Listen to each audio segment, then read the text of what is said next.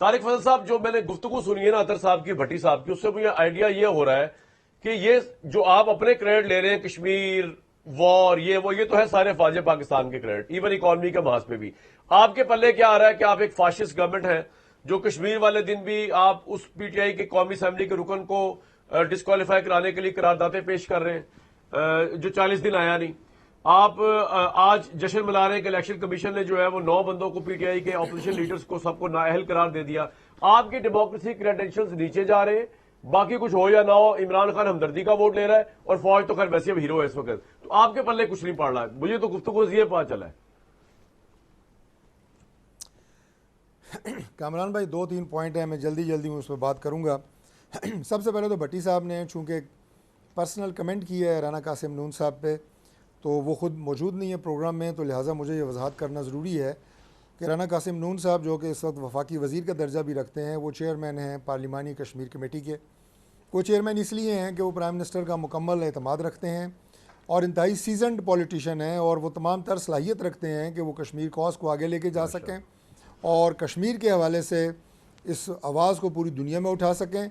मैं 2 बातें आपको बताता हूँ। मैं उस वक्त उनके साथ मेंबर था, आज भी हूँ, कि उस कमेटी के मेंबर था, कश्मीर कमेटी का।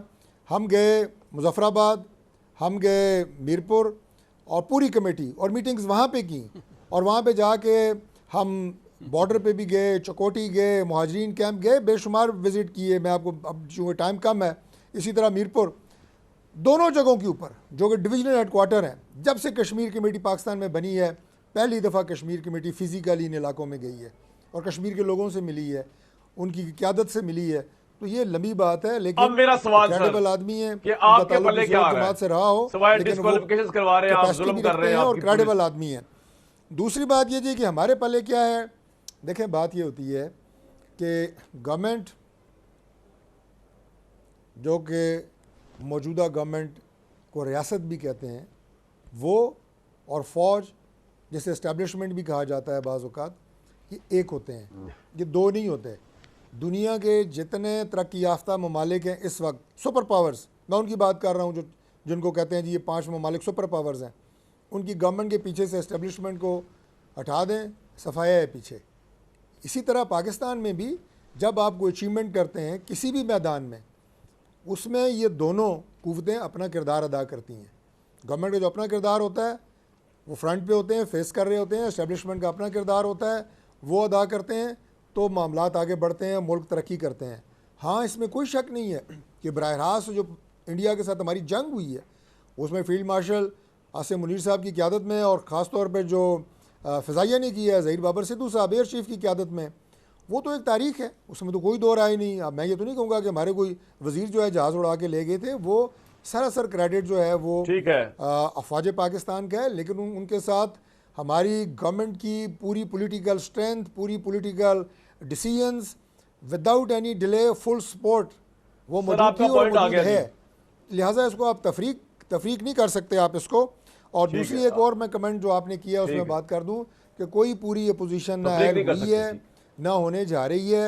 ये जो आपने कहा शेख वकास अकरम साहब की बात, 40 दिन तक सेनेट में ऑपोजिशन लीडर नाअहल हो गया, मुसलसल गैर हाजिर रहे, अभी असेंबली के अंदर ऑपोजिशन लीडर नाअहल हो गया, अभी नहीं पार्लियामानी लीडर पीटीआई की नाअहल हो गई, और पंजाब का ऑपोजिशन लीडर नाअहल हो गया, मियां नवाज शरीफ साहब का नाम लिया गया।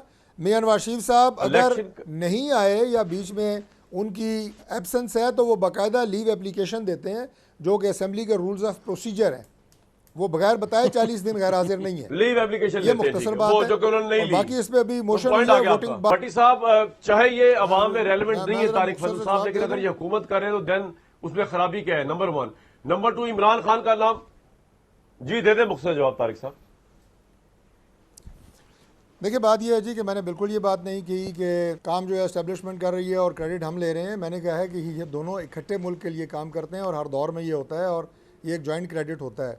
जो जंग की मैंने बात की वो मैंने कहा सरासर उनका क्रेडिट है, उनका तजिया यार, चले अगर हमसे कोई मौके पे लिए गए वो किए। लेकिन एक बहुत ऐड कर दूं कि जो पाकिस्तान की मईशत को बेहतर बनाने में आर्मी चीफ का किरदार है, उसकी हमेशा प्राइम मिनिस्टर ने तारीफ की है। इंटरनल सिक्योरिटी, एक्सटर्नल सिक्योरिटी, जो उनका किरदार रहा है इसमें, बैरून ममालिक पाकिस्तान का, ठीक है, हमें पता है, पाकिस्तान का हमें पता है वो जो फील्ड मार्शल का किरदार है, और भाई वो उसकी तारीफ हमेशा ना प्राइम भी मिनिस्टर करे ने तो वो तारीफ तारीफ की के है, लायक है जो अपनी लोग काम हकीम कर ने रहे हैं इस की मुल्क है। के लिए। पॉइंट आ गया तो आपका। फिर आप ये क्यों कहते हैं जनाब के क्रेडिट हम सर, लेना सर, चाह सर, रहे आपका पॉइंट आ हैं, गया। जो जिसका जायज क्रेडिट है सर, उसे आपका दिया पॉइंट जा आ रहा गया। है। ओ सर, ये अतर भाई अभी जो है ना नादान है, कमसिन है भाई है हमारे। क्रेडिट आपको कभी मिल ही नहीं सकता इन चीजों का जो आपने किए ही नहीं। वो तो वैसे ही कह रहे हैं आपको, पता नहीं आप सीरियस ले गए। मैं तो कम से कम आपको क्रेडिट नहीं दे रहा इकॉनमी का या सफारती महाज का, कभी भी ना, दो अल्लाह माफ करे। कभी इमरान खान को नहीं हमने दिया क्योंकि उनका भी नहीं था।